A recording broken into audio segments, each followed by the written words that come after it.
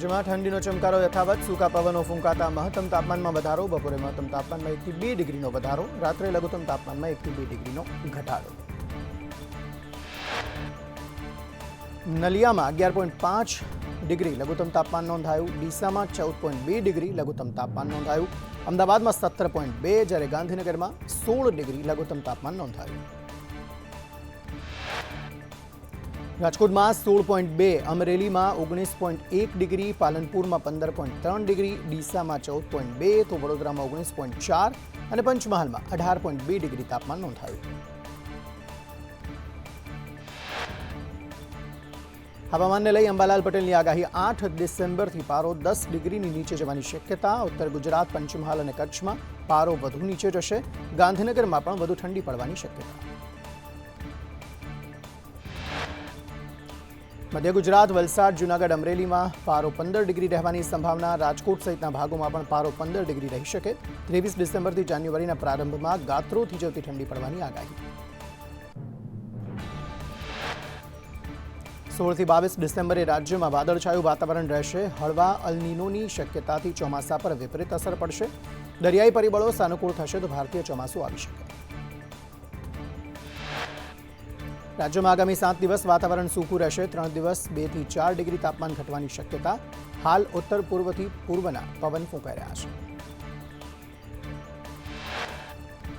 Naliya 11.5 degree લઘુત્તમ તાપમાન સાથે સૌથી ઠંડુ ગાર. અમદાવાદમાં 19 ડિગ્રી લઘુત્તમ તાપમાન નોંધાયું. અમદાવાદમાં સામાન્ય કરતાં 3.8 ડિગ્રી વધુ તાપમાન.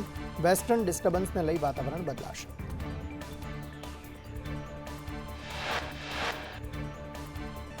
આરબીઆઈના ગવર્નર શક્તિકાંત દાસને પત્રકાર પરિષદ. રિઝર્વ બેન્કે રેપો રેટ 6.5% પર યથાવત રાખ્યો. લોન કે ઈએમઆઈમાં કોઈ બદલાવ નહીં થાય. કેન્દ્રીય મંત્રી નીતિન ગડકરીની કોન્ટ્રાક્ટર્સને ચેતવણી. રોડનું કામ કરનારા કોન્ટ્રાક્ટર્સ પર વરસ્યા ગડકરી. કહ્યું, સારી રીતે કામ કરો, નહીં તો બુલડોઝર નીચે ફેંકી દઈશું. ગડકરીએ રોડ રસ્તાની ગુણવત્તા મુદ્દે લોકસભામાં જવાબ આપ્યો. કોન્ટ્રાક્ટરને બ્લેકલિસ્ટ કર્યા હોવાની માહિતી આપી. કોન્ટ્રાક્ટરને બુલડોઝર નીચે ફેંકવાની પણ ધમકી આપી છે. પંજાબના ખેડૂતોની આજે દિલ્હી કૂચ. શંભુ બોર્ડરથી દિલ્હી સુધી પગપાળા જશે ખેડૂતો. મોટા પાયે ખેડૂતોનો શંભુ બોર્ડર પર જમાવડો. છેલ્લા 8 માસથી ખેડૂતો બેઠા છે ધરણા પર. ખેડૂતો 12 માંગણીઓ સાથે કરી રહ્યા છે આંદોલન. ખેડૂતોને દિલ્હી કૂચને જોતા તંત્ર એલર્ટ. હરિયાણા બોર્ડર પર મોટા પાયે બેરિકેડિંગ લગાવાયા. સાથે જ શંભુ બોર્ડર પર પોલીસનો કાફલો ખડકાયો. વડાપ્રધાન મોદી આજે અષ્ટલક્ષ્મી મહોત્સવનું ઉદ્ઘાટન કરશે. આ કાર્યક્રમ દિલ્હીના ભરતનાટ્યમ હોલમાં યોજાશે. ઉત્સવમાં ઉત્તર પૂર્વ ભારતની વિશાળ સાંસ્કૃતિક ઝલક જોવા મળશે. આજે લોકસભામાં બનાસકાંઠાના સાંસદ ગેનીબેન ઠાકોર ખ્યાતિકાંડનો મુદ્દો ઉઠાવશે. બનાસકાંઠાના આયુષ્યમાન કાર્ડ અંગે પણ પ્રશ્ન પૂછશે. ખ્યાતિકાંડના આરોપી કાર્તિક પટેલની જામીન અરજી પર સુનાવણી થશે. કાર્તિક પટેલે જમાઈ મારફતે અમદાવાદ ગ્રામ્ય કોર્ટમાં કરાવી છે જામીન અરજી. કાર્તિક પટેલ ખ્યાતિકાંડનો મુખ્ય આરોપી.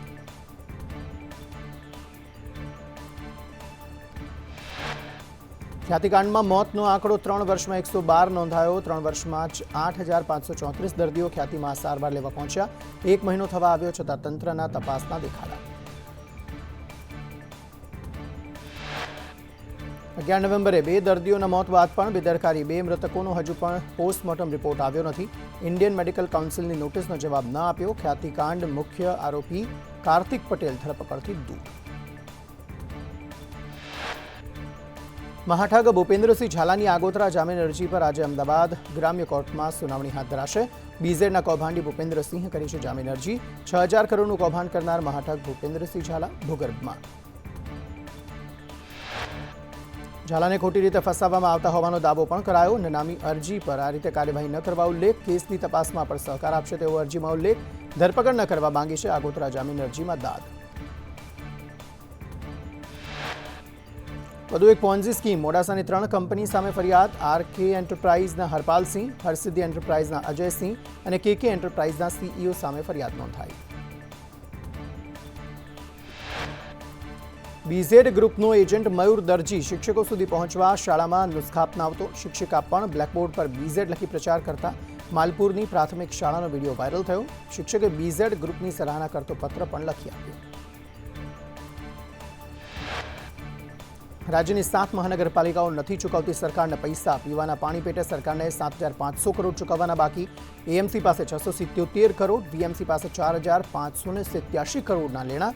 જામનગર પાસે 1,076 કરોડ, સુરત પાસે 447 કરોડ, રાજકોટ પાસેથી 442 કરોડના લેણા. મહાનગરપાલિકાઓ નાગરિકો પાસે પાણી વેરો વસૂલે છે, પરંતુ એ જ પાણીનું બિલ સરકારને નથી ચૂકવતું.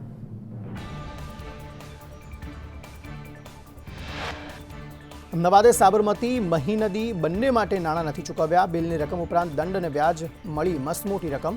લોકો વેરા ન ભરે તો પાલિકાઓ કનેક્શનો કાપી નાખે છે અને પાલિકાઓ પોતે જ બિલ કે કર નથી ચૂકવતી.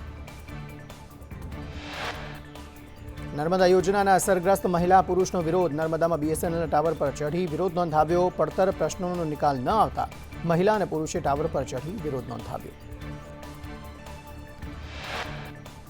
વડોદરાની એમએસ યુનિવર્સિટીના પેવેલિયનમાં રાત્રે લાઇટો બંધ રહેતા એનએસયુઆઈનો વિરોધ. એનએસયુઆઈએ લાઇટો ચાલુ કરવા 2 દિવસનું અલ્ટિમેટમ આપ્યું. નિરાકરણ ન આવે તો આંદોલનની ચીમકી. કર્મચારીઓ સાંજે જલ્દી જતા રહેતા હોવાનો પણ આક્ષેપ.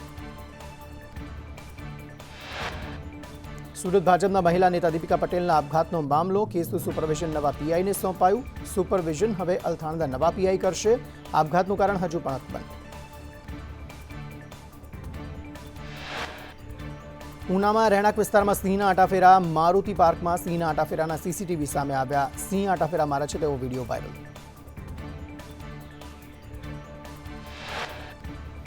સુરતના રાંદેરમાં યુએસડીટી લૂંટ માટે વેપારીનું અપહરણ કરાયું હતું. સાક્ષી બનેલો શખ્સ અપહરણ ગેંગનો સાથી નીકળ્યો. પોલીસે વસીમ સોલંકીની ધરપકડ કરી. એસઓજીએ સાક્ષીની ઉલટ તપાસ કરતા થયો ખુલાસો. કેલિયા ગેંગે કાપડ વેપારીનું કર્યું હતું અપહરણ. અપહરણ કરીને 30 લાખના યુએસડીટી લૂંટ્યા હતા. મુખ્ય આરોપી હાર્દિક સિંહ હજુ પણ ફરાર.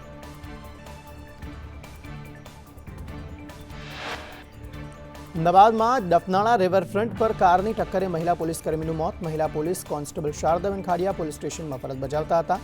મહિલા પોલીસકર્મીને ટક્કર મારી કાર ચાલક ફરાર. સુરતમાં નરાધમ યુવકે સગીરાને ફસાવી આચર્યું દુષ્કર્મ. મિત્રના ઘરે લઈ જઈ બળજબરી કરી વિડીયો બનાવ્યો. વારંવાર બ્લેકમેલ કરી સગીરા પર દુષ્કર્મ આચર્યું. બળજબરી કરી ફિલ્મ જોવા લઈ જતા ભાંડો ફૂટ્યો. ઘરે મોડે આવતા માતા પિતાએ પૂછતા હકીકત કહી. સગીરાની માતાએ નરાધમ સામે પોલીસ ફરિયાદ કરી. ચોક બજાર પોલીસે નરાધમની ધરપકડ કરી. સુરતમાં વેપારી હની ટ્રેપનો શિકાર બન્યો. નકલી પોલીસ અને 3 મહિલાએ હની ટ્રેપમાં ફસાવી 1.70 લાખ પડાવ્યા. 3 મહિલા અને નકલી પોલીસની ધરપકડ. બેભત્સ વિડીયો ઉતારી બ્લેકમેલ કરતા.